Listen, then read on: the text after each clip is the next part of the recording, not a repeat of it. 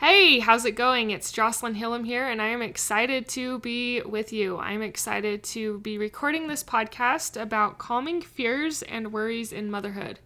As moms, it can be so easy to have worries and fears, especially in a mom in the day and age that we live in. It can be full of a lot of worries and stresses and anxieties. So we are going to talk about a couple of ways to manage and calm some of those fears.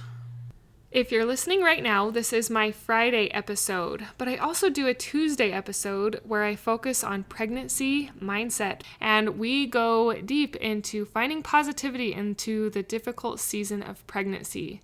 I am glad you're here. Tell a friend about this episode and give me a rating and review on iTunes, because that helps other mothers and pregnant women to find this podcast. So thank you so much for doing that. Hi, I'm Jocelyn, host of the Positive in Pregnancy and Motherhood podcast. I help pregnant women and mothers to find positivity in their season of life through changing their thoughts to work for them and not against them. I help mothers find the small, doable steps in thought and action without making drastic changes to their everyday mom life. And I can help you. Thanks for joining. It is very easy to have a lot of fears and worries in motherhood, especially in relation to our children, in relation to the job we're doing as a mother, in relation to the world surrounding us and our children. It can be super scary and super daunting. I have a few tips today that I want to share with you that have helped me in calming some of my fears and some of my worries that I've had in motherhood, that I've had in life, that can give insight to you and hopefully help you to calm some of your fears and some of your worries. There's a lot of reasons to worry for our kids. We worry about them staying safe. We worry about them being bullied. We worry about them being included. We worry about sickness and pain. We worry about them learning the stuff they're supposed to learn, like how to clean and their penmanship and how to correctly spell and so on and so forth. We worry about their safety. We worry about what the future might bring. And these worries in motherhood can be endless, as you know. You probably even have more that are on your mental list that I didn't even touch on with that little list. Nonetheless, that is proving our point that moms tend to worry. It's very easy for mothers to worry and to stress and to over-evaluate and sometimes over-analyze some of the things in our kids' life. And it kind of can destroy our happiness because we're so busy worrying and stressing. I used to feel very important that I was, quote, the responsible one, unquote. I always felt that I was a little bit more important because I was being the adult. I was being a little bit more responsible, or I felt like I was being more responsible in my role as a parent, and this seemed to be a good thing in my mind. But over the years, I've come to learn that spending my time in stress and worry does not make me a good mother. It does not make me the person I want to be, and in fact, I start to build resentment when I feel that way.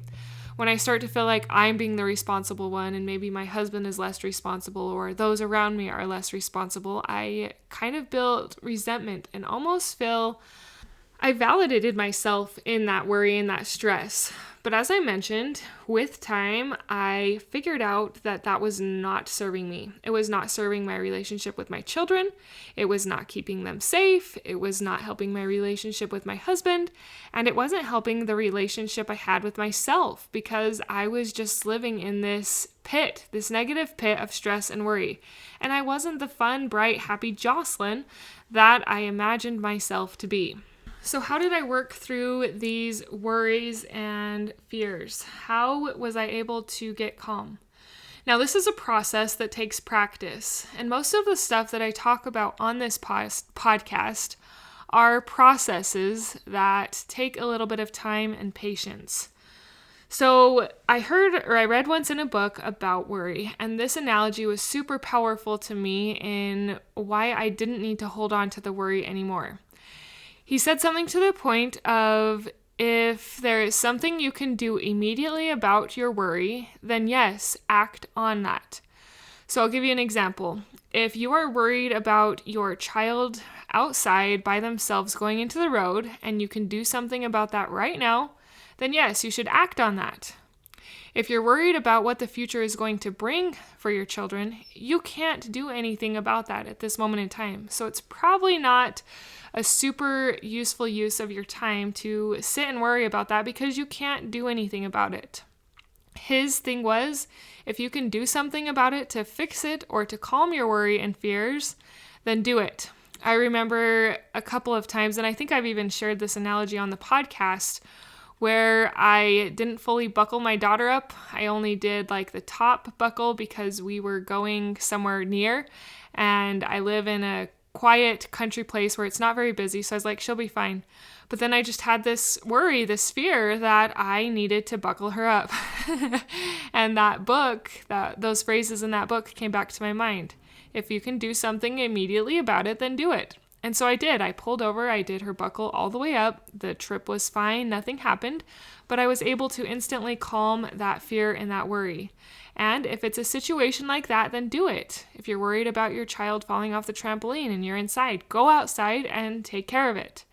But if it's something in the future that you can't do right now, can't do anything about it right now, it's not really worth your time to think about it, to dwell on it, and to cause yourself more worry and more stress. And then you'll tell me, or I've had experience with, I'll tell myself, like, it's really hard sometimes when our mind gets in these thought patterns. It's really hard to break it. It's really hard to stop the worrying, to stop the fears from coming into our mind. It is difficult. It's not just as easy as saying, oh, I can't do anything about that immediately. I'll just turn it off. It doesn't really work like that, unfortunately. It takes a little bit more time and a little bit more intentionality. And this is where I'm going to tell you to distract yourself. If you are feeling particularly worried, you have some pretty big fears right now, distract yourself. Go pick up a good book, turn on some good music, go outside, move your body, but do something to get your mind off of this thought process, especially if it's a continuous one that keeps bogging you down. Do something to distract yourself, to get it off of your mind and to feel relief. If worry seems valid and you feel like you need to have some worry to be a responsible mother and adult, then I encourage you to schedule it. This also can be useful in helping to get your mind off of it. You schedule worry in your schedule. So you could say, maybe during the baby's nap time at 1 o'clock, I'm going to schedule to feel worry. During that 1 o'clock, I will just feel all the worries for what I'm worried and fearful about, and that is my time to worry. That means if it's not 1 o'clock during the baby's nap time, you're not going to worry about it and you're not going to let your mind go there. You'll just tell yourself, I've already got worry on the schedule. It's at 1 o'clock during baby's nap time. I'm going to do it then. I'm not going to feel it now. This can also be a very effective tool in helping you to deal with that worry during your scheduled worry time and not have it bog you down all day and all night with these uncontrollable and hard to manage fears. But that's why we're here. We don't want them to be uncontrollable. We want to control them.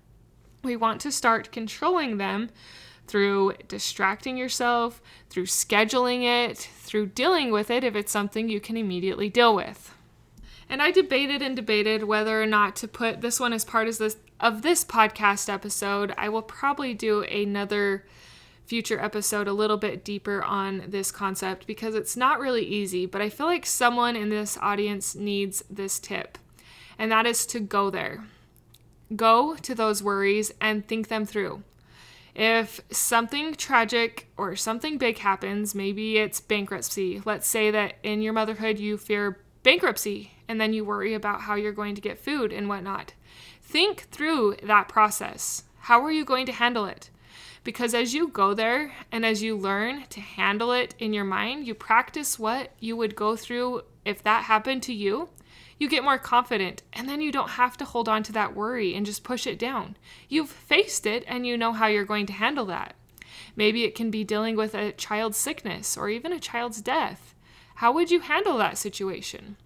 Now, I'm not a therapist and I'm not a licensed doctor or anything, but going there for some of these issues and worries and fears that I had and thinking through what I would do in those instances was actually really powerful in helping me to work through it and helping me to get rid of it.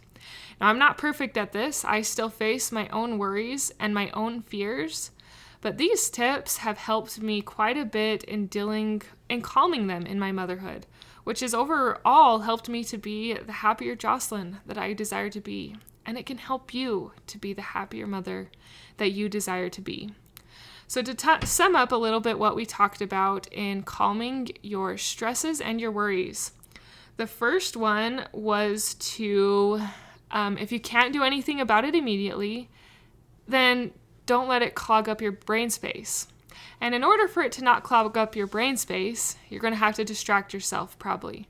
You'll have to find something else to do. Schedule a time to worry and put it in your schedule so that other times you don't have to be worried. And the last one that's going to be a little bit deeper and a little bit harder, well, actually quite a bit harder. It took me a long time to work up nerve to face some of my fears. But toy with it in your mind and think about it, thinking about going there. Go to the difficult worries and the fears and how would you manage? How would you cope? What would you do? What would that situation look like if it presented itself? And I find that as I work through them, instead of pushing them out, they actually tend to go away rather than if I just hold on to them and ignore them. Anyways, this is a little podcast episode on calming some of those fears and worries that we as mothers tend to feel. If this helps you out, I encourage you to share this with one of your mom friends. Share it when you're at the park, talking to them and discussing some of your worries and anxieties with raising children. I would super appreciate it a lot. You're awesome, mama, and your children need you. Until next time. Thank you for being a part of the Positive in Pregnancy and Motherhood podcast, for listening, for sharing, and most of all, for applying these tools into your own life to improve your own happiness so that you can find your own better thoughts for a better you in a positive pregnancy, in losing that stubborn baby weight, and becoming the mom you desire to be through taking small steps in thought and action to reach your goals. If you are a mother who has an inner desire to enjoy motherhood and pregnancy better, but you are having difficulty figuring it out, I can help you. I can help you find the small, doable steps without drastic changes to your everyday mom life. Reach out, let's connect, and let's see you move forward. My name is Jocelyn, and I thank you for listening. Until next time.